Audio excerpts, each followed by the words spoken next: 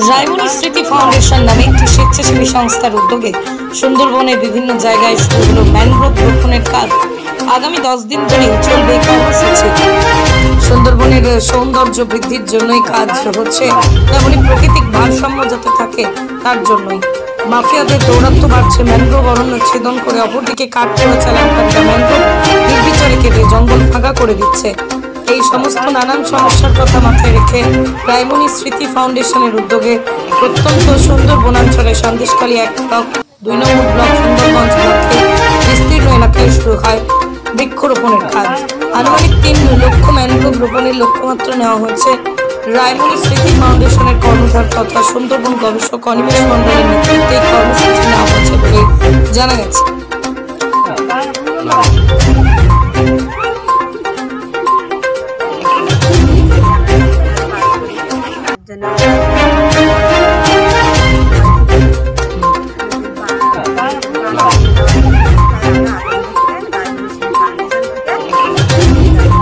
কি নাম আপনার?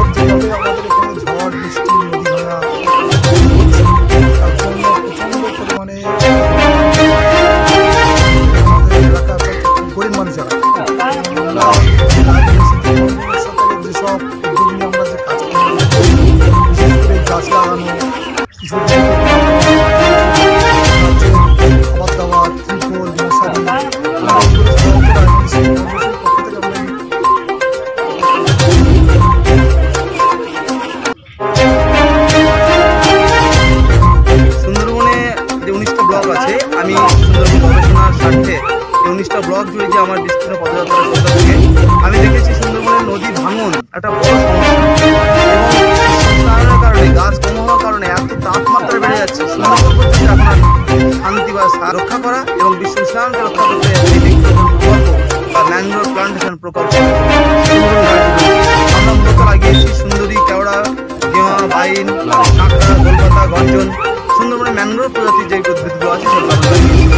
আপনার নাম? আমার নাম অনিমেষ মণ্ডল।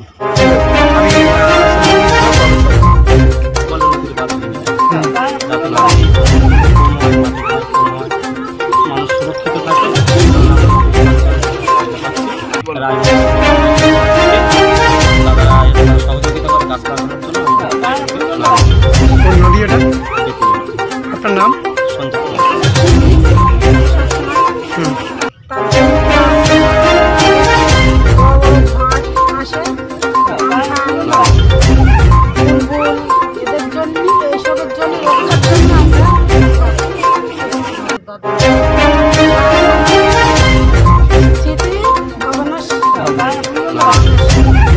আপনার নাম?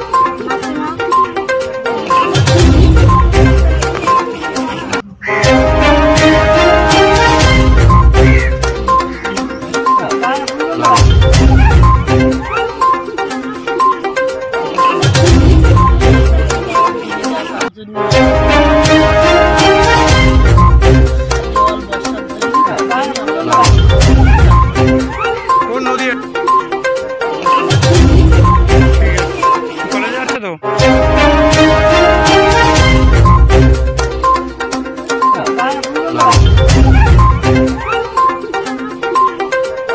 ধামাকা অফার নিয়ে এলো 2024 সালের যোগেশগঞ্জ লক্ষ্মী অটো সেন্টার। দুর্গাপুজো ও দীপাবলির হিরো হন্ডা, সুজুকি, বাজাজ কোম্পানির গাড়ি নিলে 3000 টাকা ছাড়। বিশদ জানতে যোগাযোগ করুন 9002407859 অথবা 8967856288। ধামাকা অফার।